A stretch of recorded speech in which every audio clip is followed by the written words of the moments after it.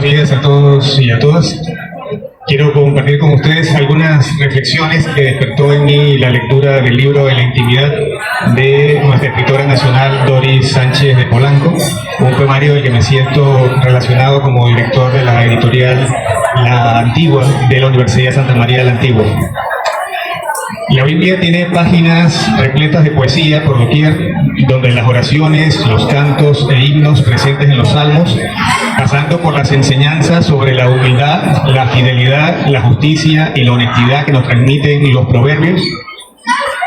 En ese tránsito poético también nos encontramos con la belleza del deseo y del amor, que es el cantar a los cantares, hasta llegar al sufrimiento, la incertidumbre y la compasión que desborda el libro de Job. Pasamos después a los textos sobre misericordia y perdón, presentes en los evangelios de Juan, Lucas, Mateo y Marcos, así como las parábolas de Jesús sobre el sembrador, el hijo pródigo, el buen samaritano, la oveja perdida y las bienaventuranzas. El cristianismo surge dentro de una importante cultura relacionada con lo textual como forma de transmitir y sentir una fe construida, a su vez desde una relación literaria con Dios. Sus primeros representantes fueron lectores notables de las escrituras y de las obras de tradición judía y grecorromana. La literatura patrística, aquella desarrollada por los cristianos durante los primeros siglos, es una de las grandes herencias que Occidente ha recibido del cristianismo antiguo. Desde bien pronto, varias figuras cristianas destacaron por ser grandes estudiosos y promotores del libro, como queda plasmado en las cartas pastorales firmadas por San Clemente de Roma en el siglo I, San Ignacio de Antioquia alrededor del año 35 y San Justino Mártir alrededor del año 100 después de Cristo. Entre las filas cristianas también encontramos notables promotores de las traducciones y las investigaciones del hebreo, el griego y el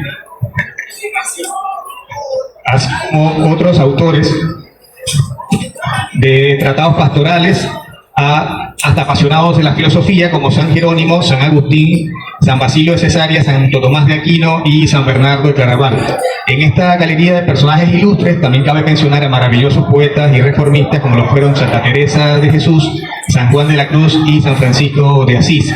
Fuera del ámbito de los hombres y de las mujeres santos, se han registrado excepcionales autores de poesía religiosa, espiritual, metafísica o devocional, como Dante Alighieri, Gerald Manky Hopkins y T.C. Eliot. Acercándonos a nuestra geografía, hay más de un poeta hispanoamericano que durante el siglo XX y el siglo XXI han estado muy cercanos a la milenaria poesía mística. Hablemos de creadores que dialogaron con Cristo y con la providencia a través del cauce de la poesía, como lo fueron Ernesto Cardenal en Nicaragua, Gabriela Mistral en Chile, José Lezama Lima en Cuba, Concha Urquiza en México, Jorge Luis Borges en Argentina, Blanca Varela en Perú, José Emiliano Pacheco en México, Jorge Carrera Andrade en Ecuador, Olga Orozco en Argentina y Octavio Paz en México, entre otros. Panamá no se queda rezagado en esta materia porque en nuestra literatura nos encontramos con bardos que desde la pospoética han transitado por lo existencial, lo reflexivo, lo íntimo, lo espiritual o lo compasivo, como queda demostrado en la obra de Ricardo Miró, Rogelio Sinán, Amelia Denis de Casa, Demetrio Herrera Sevillano, Roselvira Álvarez, María Olimpia Ovaldía, José Franco, Nicole Garay, Dimas Lidio Pití, Álvaro Menéndez Franco, Héctor Collado, Javier Alvarado y Doris Sánchez de Polanco, entre otros.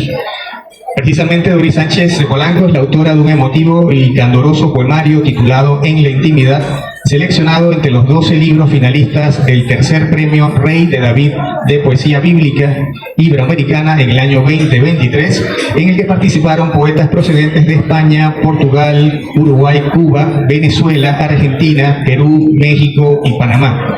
El premio Rey David de poesía bíblica iberoamericana, que se entrega en España, es un reconocimiento literario singular, ya que está dedicado a obras poéticas que dialogan con la Biblia, la experiencia espiritual y la tradición religiosa en lengua española y portuguesa. Este certamen posee una relevancia especial porque da visibilidad a una vertiente de la poesía que durante mucho tiempo ocupó un lugar menos destacado dentro del panorama literario contemporáneo. La obra En la intimidad dialoga con varios de los representantes de la poesía mística, religiosa o espiritual, en especial con los evangelistas, y con figuras como Juan de la Cruz, Teresa de Jesús, Efrén de Siria, Concha Urquiza, Gabriela Mistral y Ernesto Cardenal, entre otros. Doris Sánchez de Polanco tiene el don de convertir la plegaria en un hecho poético y el verso en sus manos se vuelve una oración sentida y honesta. Su trabajo es invitarnos a dar nuevas lecturas a la Biblia desde el sentimiento de sus verbos y de sus versos y desde sus súplicas al Creador, haciendo uso de palabras colmadas de emoción. En la intimidad nos conduce a reflexionar sobre la entrega, el sufrimiento, la piedad, la unión, la misericordia y la muerte, vistas desde el compromiso espiritual. El amor profundo hacia el Señor le permite a la poeta estar en permanente búsqueda, espera y encuentro con el Eterno. Comencemos con algunos ejemplos de su conexión con el Nuevo Testamento. Hay poemas de este libro que son como la versión moderna de los ancestrales evangelios que hemos leído desde nuestros días de catequismo. Es como si del pasado escucháramos una voz que desde el presente es una voz que es la voz de la profesora Doris, que nos regala una réplica en verso. Por ejemplo, en el Evangelio según San Juan, capítulo 4, versículo 15, leemos: Señor, dame de esa agua para que no vuelva a tener sed ni siga viniendo aquí a saciarla. En la intimidad leemos una especie de concetación a esta agua viva que nos renueva el alma cuando la poeta dice: vengo a ti para llenar mi corazón en la fuente inagotable de tu amor. Necesito beber de tu agua, Señor, sacia la sed de mi alma con la bebida espiritual, agua de vida eterna, de la cual cuando se bebe no se tiene sed jamás. En el Evangelio según San Juan, capítulo 9, versículo 7, podemos leer sobre un hombre que recupera la visión gracias a la fe que depositó en el Hijo del Hombre. Y leemos: ve y lávate en el estanque de Siloé. El ciego fue y se lavó y al volver ya veía. Veamos este fragmento de un poema presente en la intimidad y cómo se comunica con este pasaje de San Juan. Soy yo, aquel a quien el divino sanador, cuyo nombre es Jesús, con sus dedos untados de barro la vista devolvió. Por él mis ojos lavé en el aljibe, por él recobré la visión de Siloé. ¿A dónde se ha ido el hacedor del milagro? La panameña retoma lo narrado en esta historia de San Juan sobre el ciego de nacimiento y le da continuidad al compartirnos cómo esta persona deja la oscuridad para abrazar la luz del fervor. Una metáfora sobre cómo el amor al Señor nos despierta de un sueño pesado, sombrío y nos conduce a una realidad luminosa y resplandeciente. Observemos este otro extracto de uno de los poemas de esta obra nacional cuando leemos: solo anhelo verte, clavar mi mirada en tu faz y trémula de amor decirte como novia enamorada que te amo solo a ti, Señor. Estos versos exploran los linderos que existen entre la comunión del alma con lo divino y la voluntad con el ser desde la entrega más absoluta. Doris Sánchez de Polanco, por tanto, está cerca de Juan de la Cruz al transformar el lenguaje del amor en una sentida vía expresiva del ser humano y su relación con el Altísimo. Consideremos ahora este pasaje de un poema incluido en el libro de la profesora panameña. Derrama tu alma en la soledad de tu recámara secreta, derrama tus lágrimas sobre ese altar y deja que tu espíritu, río sin riendas, impetuoso, arrastre palabras de amor hasta tus labios. Esto es prueba que la autora ismeña también sabe recorrer la misma vereda que caminó Teresa de Jesús, ya que ambas entienden la oración como esa dimensión donde el creyente encuentra su forma sagrada de confesarse ante el Altísimo, se embarca en ese refugio particular, silencioso y afectivo que es la oración, y es la oración la que le permite abrazar al Todopoderoso en su máximo esplendor. Leemos este fragmento de un poema que aparece en la intimidad. Calla el bramido del océano cuando te acercas, se apagan los astros en el firmamento y mi voz te llama. Anhelo que mis susurros se eleven en delicados soplos como incienso hasta tus oídos. Esta canción en verso nos descubre los vasos comunicantes que se construyen como un puente sólido con la fuerza de los poemas de Ernesto Cardenal, porque ambos poetas centroamericanos encuentran en las estrellas, el cielo y la belleza del medio ambiente la huella divina de Dios en la tierra, y ambos nos enseñan que el universo, las montañas y los ríos son templos vivientes donde uno está en comunión directa con la naturaleza, entendida la naturaleza como una manifestación viva del Ser Supremo. Detengámonos en este otro poema extraído de la intimidad que nos permite apreciar la sensibilidad y la religiosidad de nuestra poeta panameña. Al hallarlo, le susurré al oído: eres hermoso, amado mío, y tu palabra es dulce. En mi jardín te deleitarás, seré tu lirio y tu rosa, hasta que huyan las sombras y apunte el día. Vuélvete, amado mío, vuélvete a mí, Señor. Mi propia vida será un ruego implorándote, hasta que tu espíritu me envuelva con poder. Rescátame de las innumerables corrientes, que no se apague el fuego de tu amor, ni se ahoguen sus torrentes. Al escuchar estas palabras de Doris Polanco de Sánchez, a uno también le resuena de inmediato un aspecto relevante dentro de la tradición mística cristiana, que es ese lenguaje nupcial, esas palabras de esposos iluminados e ilusionados, esa entrega afectiva sin condiciones con el ser amado, ese sueño de unión a Jesús, esa sensibilidad y esa intensidad que asocia a la panameña con la mexicana Concha Urquiza, ya que ambas son confesas enamoradas de las escrituras sagradas y sus experiencias más íntimas las transforman en poesía en gloria del sumo hacedor. A continuación les comparto otro fragmento de otro de los poemas de la intimidad, cuando la profesora Doris dice: el Señor me roció con unción que descendía del cielo, ante tan sublime suceso, mi pulso en suspenso, mi pluma en silencio. Las muestras de su amor nos envuelven y abrazan, me ha regalado el jardinero de la vida eterna, para que germine y crezca y le sirva como fruto lleno de su gracia. Esta lluvia de gotas bendecidas desciende sobre los montes de Sion, para darnos vida eterna y para ser nuestra bendición. Esta comunión con la naturaleza, compuesta de flores, agua, fertilidad y rocío, nos recuerda a los versos de Efraín de Siria, quien convirtió el esplendor del medio ambiente en un lenguaje de profundidad teológica. Este simbolismo también acerca a la poeta panameña con la mirada cósmica de Gabriela Mistral, quien veía a nuestro planeta como una madre inmensa que a todos nos brinda sombra y alimento. Así de profundo y así de portentoso es el poemario en la intimidad de Doris Sánchez de Polanco.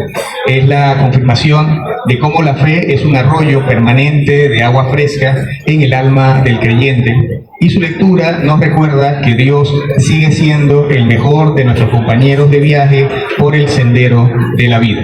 Muchas gracias.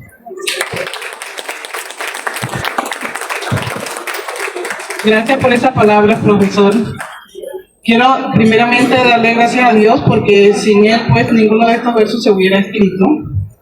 Gracias también a la diseñadora gráfica de la portada de este libro, que es Melba Mon, aquí presente, un aplauso para ella.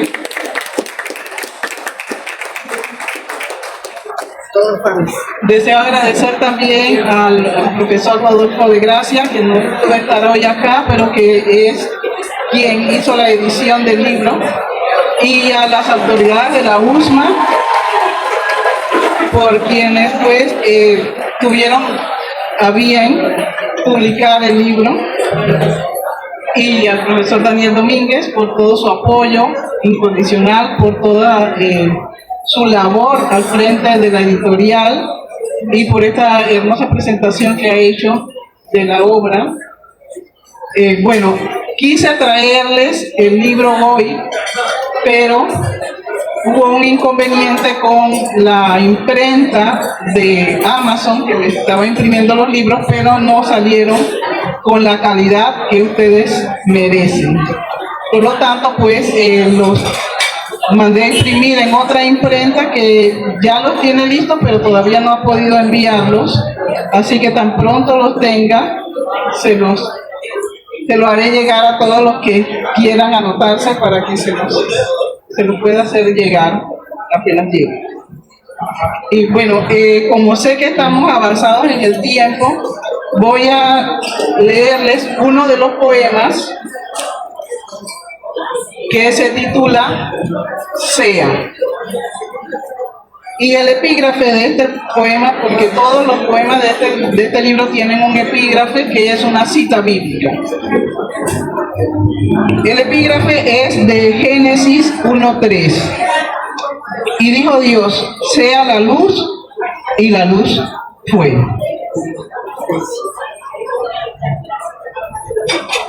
En aquel primer instante en que sus labios se abrieron, pronunció la palabra y creó los cielos. Del firmamento los cimientos se conmovieron ante la palabra, primera de las palabras, y de inmediato la luz del mundo se vio en el universo entero. Era el primer beso que al mundo se ofrecía. Beso de su boca, la flor que se entreabría, para ofrecerle al mundo el primer verbo en la primera mañana del primer día. Se llenó de canto el universo con la palabra pronunciada. Se desplegaron los labios, que eran pétalos de rosa, de los que como al toque de un hada salía a la luz la voz que pronunciaba la palabra más hermosa. Se cumplió la orden que fue dada. Acudiendo al llamado, presuroso se incorporó el orbe sobre sus dedos. Ninguna alborada vio jamás un despertar tan hermoso como aquel despertar primero de los primeros. Muchas gracias.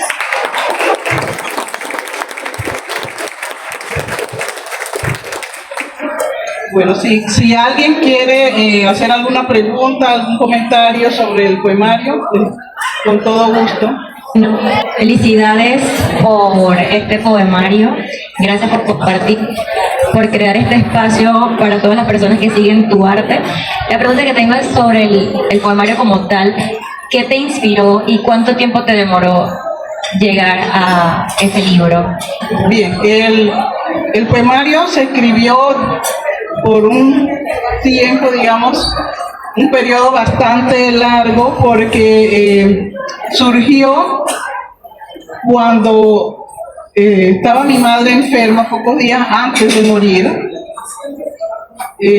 Yo recibí un rocío que no se podía, no me tocaba, pero sentía caer el rocío del cielo.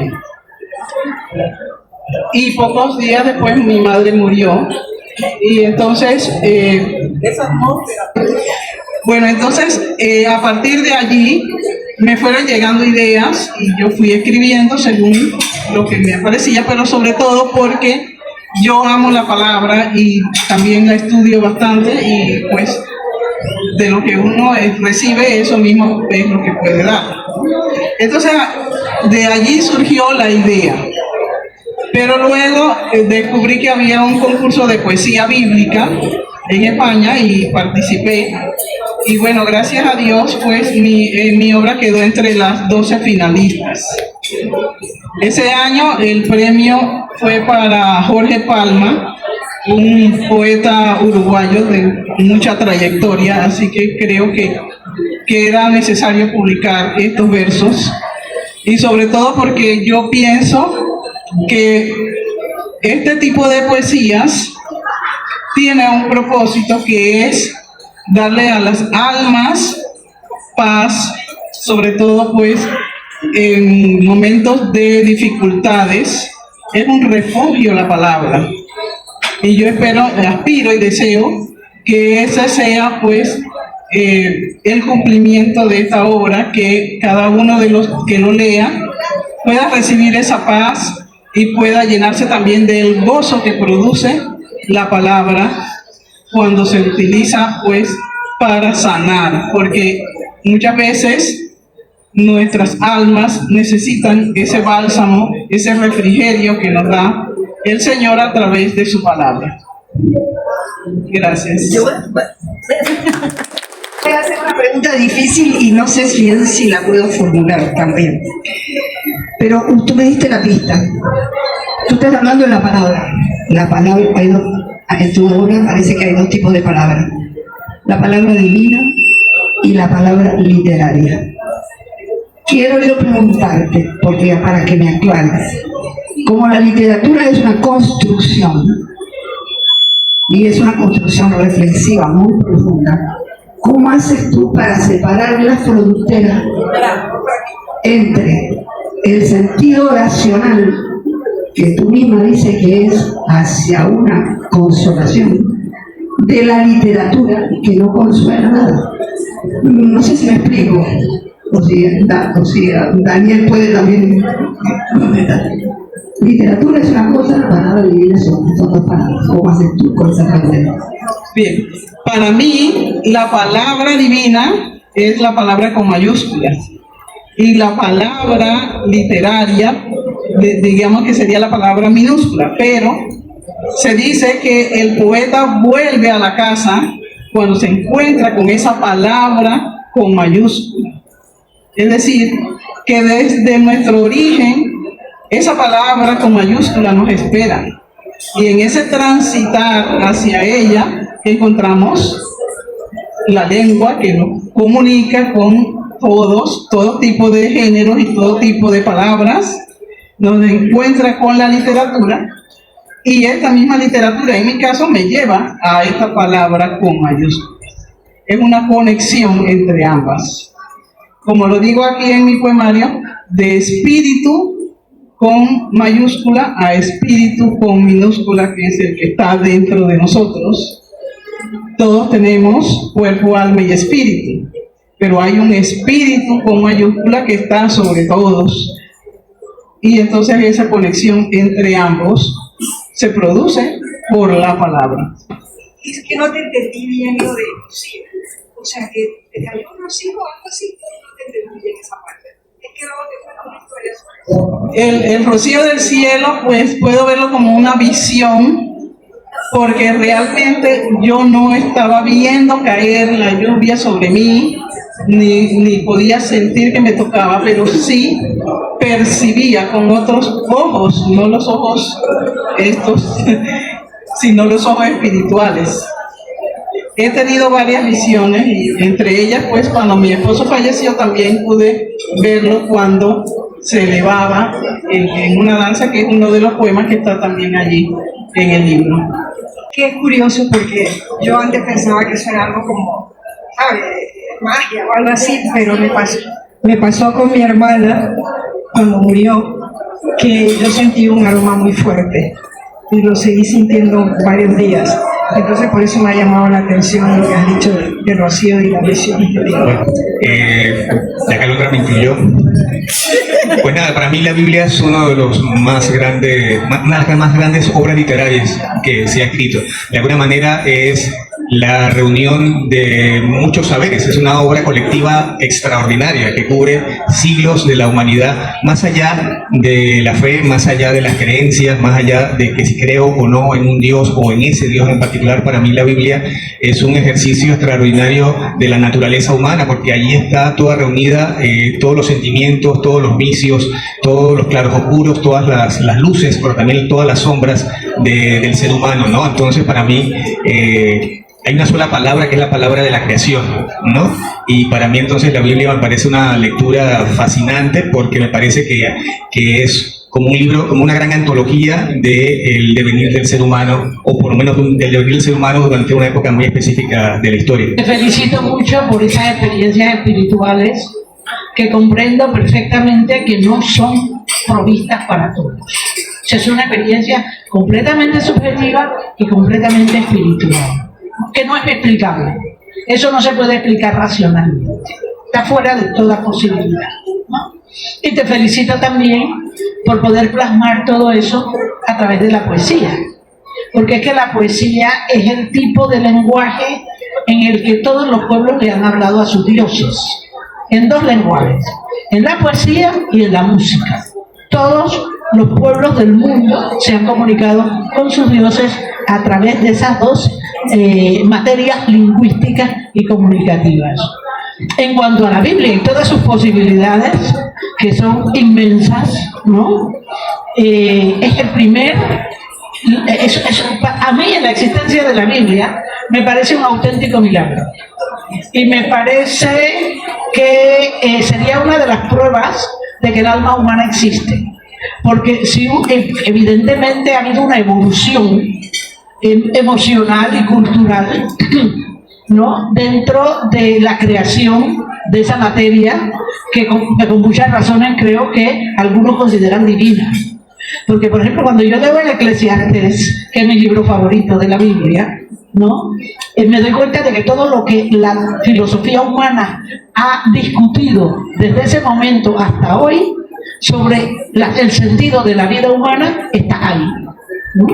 Y lo que más me asombra es que en la época en que eso se escribe, no me importa quién lo escribió, no me importa si era rey, no me importa si estaba inspirado divinamente, si había un Dios que lo inspiraba. Esa materia lingüística que intenta descifrar cuál es la condición humana, es definitivamente un texto muy superior. Y lo que más me asombra de la Biblia es que fue escrita en una época en que los otros pueblos de los alrededores estaban escribiendo la Ilíada y la Odisea, que al lado de la Biblia son, qué sé yo, historias de Mickey Mouse, ¿no? ¿Sí? Cuentos de dibujos animados con superhéroes o sea, que son una literatura que uno podría considerar muy coherente con la realidad material de la época, pero sin la profundidad increíble que hay en la Biblia, que concita todos los géneros. O sea, es difícil encontrar un género literario que no tenga origen en la Biblia. El mismo Gabriel García Márquez dice que la crónica de una muerte anunciada, la idea original existe ya en los evangelios, que es una misma historia contada por 4 testigos y opiniones distintas. Hasta eso, ¿no? Y entonces, bueno, yo una vez cometí un error grave, muy, muy grave. Era en mi curso de teoría literaria, donde teníamos que dar una conferencia, una ponencia pequeña de fin de curso. Y la profesora no era creyente, ¿no? Y entonces yo le hablo de que en la Biblia es la primera compilación de géneros literarios existentes para la historia de la humanidad, que es el más completo y el primero para la época en que es escrita. Y ella pensó que yo hablaba de cosas religiosas, ¿no? Y me llamó la atención y me dijo, mucho cuidado con eso que dice. Y claro, era mi profesora y era fin de curso y yo nunca tenía la intención suicida, así que yo no dije absolutamente nada, pero sí me di cuenta de que no era científica, de que ella tenía problemas ideológicos que no le permitían ver el texto ese de manera científica, porque ahí está la poesía erótica, ahí está la poesía religiosa, que lo que encuentres está ahí. Y pienso que por eso es que nos resulta tan recurrente, porque es un compendio que yo no sé de dónde salió, pero que ahí está y existe, que puede ser una recopilación de miles de años, pero es la primera. Los otros estaban escribiendo historias de Mickey Mouse, ¿no? Y entonces hay que agradecer, creo, muchísimo que sea un texto producto de la condición humana y que todavía nos siga alimentando. Yo sigo leyendo el Eclesiastés, porque hay que leerlo, porque todo en la vida es vanidad, pura vanidad. Y lo dice el que lo tenía todo. Yo lo he tenido todo. ¿Cómo me gustaría que Donald Trump leyera el Eclesiastés? Creo que uno de sus problemas está que nunca ha leído el Eclesiastés. Bueno, muchas gracias, profesora. Magnífico. Yo creo que además de leerlo, debe creerlo, porque no sirve de nada que lo lea si no lo cree. Gracias. Yo tengo que felicitar por 2 cosas. Primero, nosotros siempre felicitamos al autor, pero en esta oportunidad también hay que felicitar al presentador. Usted nos cogió, mejor no podía encontrarlo. Gracias, profesor, se documentó. Yo soy formador de formadores y usted respeta al público al prepararse profundamente. Me gustó porque yo fui amigo personal de Cardenal también. Y profesora, la felicito. Con profundidad la felicito. Su libro va a tocar vidas y le voy a explicar por qué. Se tocó la palabra fe y fíjense que mi Santa Madre se fue al cielo hace 12 años y todos los días me recuerdo que me decía: pase lo que pase, nunca pierdas la fe. Y su libro va a tocar vidas. Tenga la seguridad. Gracias. Gracias a usted y gracias a todos por haber escuchado pues nuestra propuesta literaria. Gracias al profesor Daniel Domínguez, porque sí, realmente hizo una investigación muy prolija. Y gracias a la editorial por haber aceptado el reto de publicar un texto como este. Gracias a ustedes, a todos, por su participación, por su asistencia y por haber disfrutado de estos versos.